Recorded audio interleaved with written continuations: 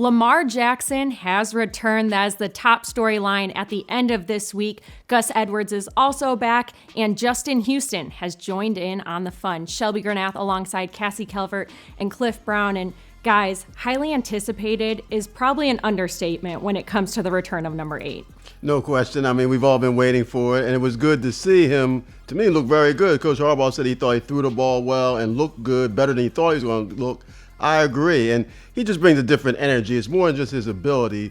We all know how important he is to this team. He's the leader of the offense, and I give the Ravens a lot of credit for getting work done without him at a really high level. But now that he's back, I think you'll see the intensity start to rise as we go on with training camp. And I love the analogy that Coach Harbaugh used about that today, because earlier in the week, Greg Roman had said, the offense, the train has kind of left the station. We're installing things already, and he's missing these days of practice. And Harv said, I'll back that up a little bit today. I'm going to call it more of a highway situation. He's like, it's like 695. Everybody's going 75 miles an hour, but Lamar Jackson, he can merge right in there. He's done this before. He has games under his belt. A lot of the stuff he's already seen. So while it is important to get him up to speed, Harv isn't too worried about that. And like you said, there's just different swagger to practice when number 8 is out in the field. The guys have really missed him. They were all talking about it today out there, how much they love having him back on the field, and the energy just rises when he's out there. He has some of his top targets still sidelined with various injuries, but he has plenty of options out there. Who is he really connecting with out there today?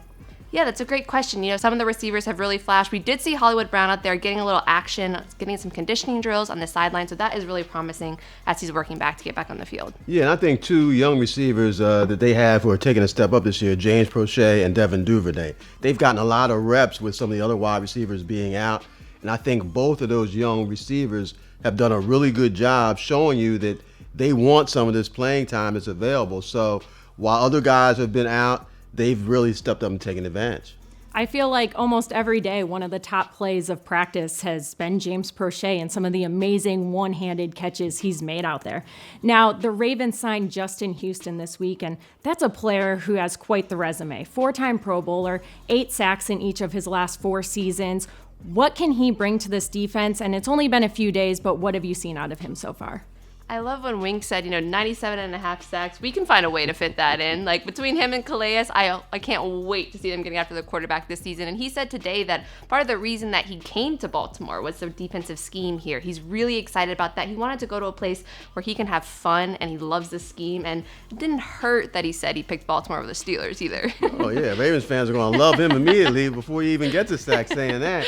And, yeah, that he knows where the quarterback is. When you have that type of experience, as Cassie mentioned, playing with people like Calais, who have also can feed off of that. I just think he said it, the scheme here fits him. They can play to his strengths. They have enough depth to where he doesn't have to carry the load here. So I think all of his reps here, just like with Calais, will be really meaningful. And, yeah, I think it's a nice fit. We've been hearing for months he might come.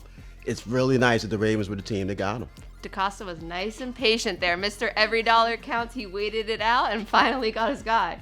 Now, from one Justin to another, Justin Madubuike, or should we say Madabeast, as some of his teammates are calling him, he's a guy that's really looking for a great second year, and he's received a lot of praise this last week. He has. He's such a physical guy, and he works so hard at every rep. You almost feel like this guy has to kind of realize his ceiling at some point. Not only that, being surrounded by all these veteran players he has for advice, Brandon Williams, Derek Wolfe, Calais.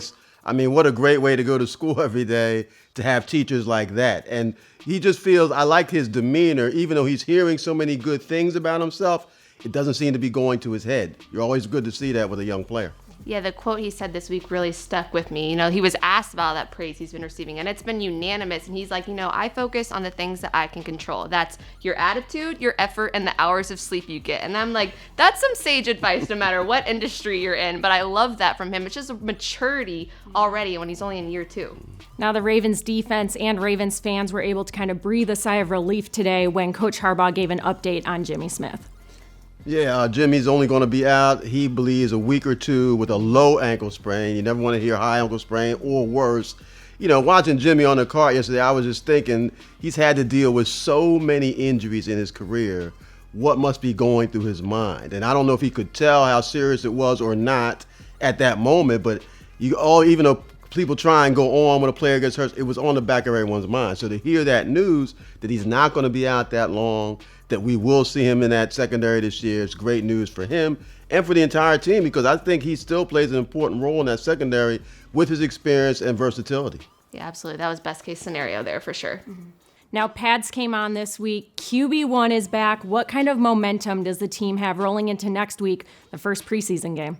Yeah, I mean, everything feels like it's coming together at the right time, and like we're building up to that first preseason action. Who knows how much he'll actually see in that action next week, but he looked great out there to me, and I think everything's trending in the right direction for this team. Yeah, only 3 preseason games this year. Well, we had none last year, so I guess that's an improvement.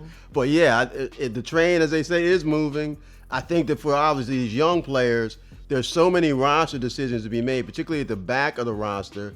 This is when we're really going to start getting into the nitty-gritty. And then the offensive line, who's going to be the starting left guard. All those questions we've been asking for months, they'll start to get a clearer picture as we move into next week and beyond. It's exciting to finally get some answers on some of those. All right, fans, keep it locked into BaltimoreRavens.com for way more coverage from training camp this season. Thanks for watching, and we'll see you next time.